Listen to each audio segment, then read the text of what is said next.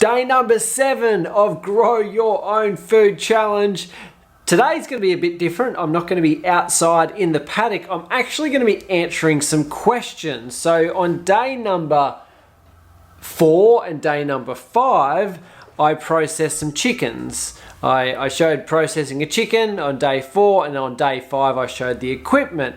And I got a few different questions, and I thought what I'll do, I'll just make a video and answer some of those questions.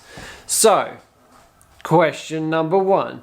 Do you hatch your own meat chickens? No, I don't. I buy in those meat chickens from a commercial hatchery. The next question that leads into this is, what are the breed of chickens? So these are commercial meat chickens. This is what they would grow out at, I don't know, whatever the big brand is, like Steggles or whatever. So the chicken you buy in the supermarket, it would be the same breed or strain as the big commercial chicken farms use. So you can go to a hatchery. Someone said, where did I get them from? I bought them from a hatchery out of Queensland called Bond Enterprises. I don't get any affiliate commission if you order through Bond Enterprises, but just let them know you heard about them through me, and they, I don't know, might buy me a coffee one day. So Bond Enterprises in Queensland, and they'll actually ship birds overnight, like, I don't know if it's air freight or overnight delivery, to a lot of areas. So just because you're not sort of within 100 kilometers of them, don't think that they can't send you birds. I know they used to send them, they probably still do, put them on an airplane and send them into like Victoria or whatever. So Bond Enterprises, you can Google them. Just tell them you found out about them through me, and as I said, they might buy me a latte or something. Pluckers. So a lot of people ask me, what brand of plucker did I use and whatever. It's a no-name brand. So I imported this plucker from China, I don't know, maybe 12 months ago. From Chicken Caravan, I'd love to start selling pluckers. I want to find a good one because we're all about quality. I don't want to sell crap. I did as much research as I could without seeing the product and asked a lot of questions about the plucker. It sounded good. It's okay, it does the job, but when I get up really close and when the engineers sort of look at it and they go, oh, they could have done that better, they could have done that better, I wouldn't be happy selling the particular plucker I've got. So it doesn't really have a brand, it's just come out of a factory in China. I don't know, there could be 100 factories in China that make them. So I don't know what brand. Someone said, I've seen pluckers on eBay. Do you think these are good, rubbish, crap, whatever? I don't know. I had a little look on eBay this morning, and from what I can see of them, they look all right. Some of them, I think it shows like they've sold more than 50 or something.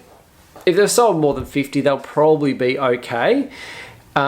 One thing I will say is you want the tub size, so the opening or the actual, not circumference, diameter of the tub, 50 or 60 centimeters.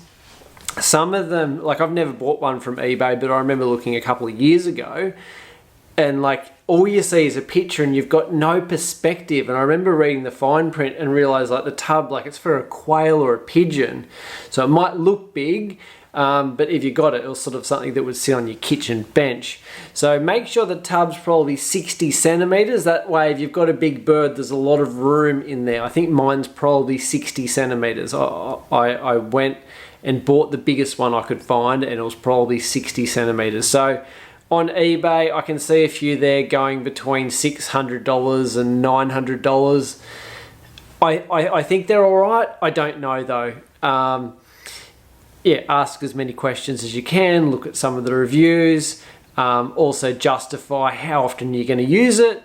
But yeah, it's a bit of a cost-benefit analysis. You go, I'm paying $800, I'm going to use it so many times, I can warrant it, warrant spending that amount of money, and maybe get hold of the seller and say, hey, if something goes wrong, like what's your warranty? Does it come with a warranty? And ask a few questions. Someone said, what were the age of those birds? So they're a commercial meat chicken, so I looked it up. Those meat chickens were 5 weeks and 4 days old. I didn't actually weigh each one, but I'm just guessing they're probably dressed out at about 2 kilos each.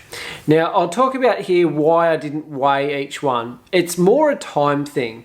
In other times I've done processing, I used to weigh them. I used to double bag them, put them on the scales. It was like a 1.7 kilo bird. I just write 1.7 and put in the freezer. But then after a while I'm going to eat them all anyway. They're for my own consumption. I'm not selling them.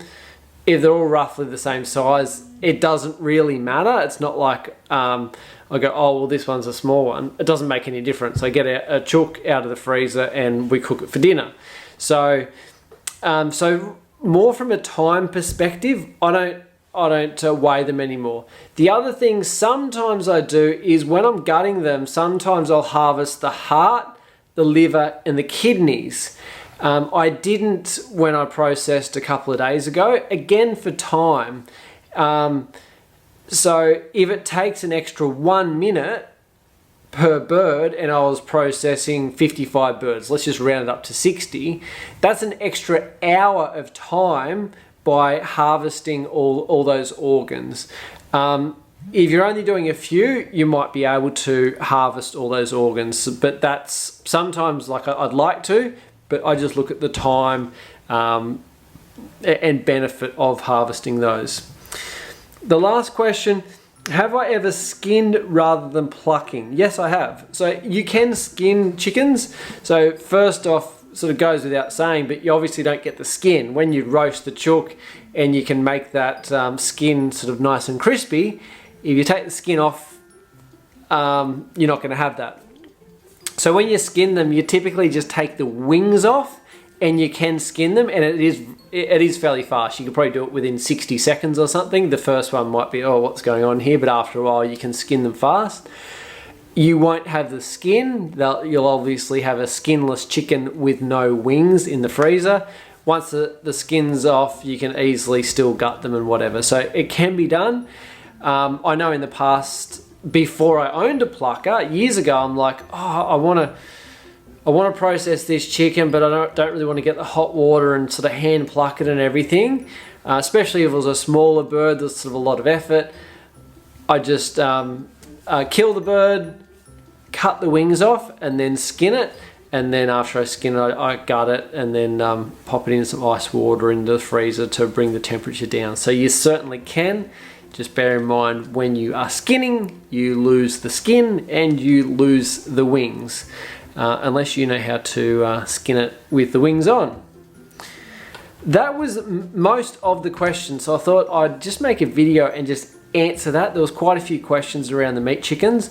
What I will do in the next few days or weeks, I don't really have like a locked in schedule of every single video. One thing I will do is actually show some of the footage from when those chickens first arrived in a cardboard box right through to sort of each week, each milestone. You can sort of see them getting bigger, and you can see when I first started those chickens, I had the heat plate and the little feeders, little drinkers, and then the area got bigger and bigger, and then we sort of started moving it. So that will be coming sometime over the next couple of weeks. I'll make sure I'll put that video together and share that with you. So just a short video today on day number 7 of Grow Your Own Food Challenge. I hope those answers has helped all those people who have asked those questions. And if you'd like to join the private Facebook group, please go to chickencaravan.com/grow. I'll talk to you tomorrow.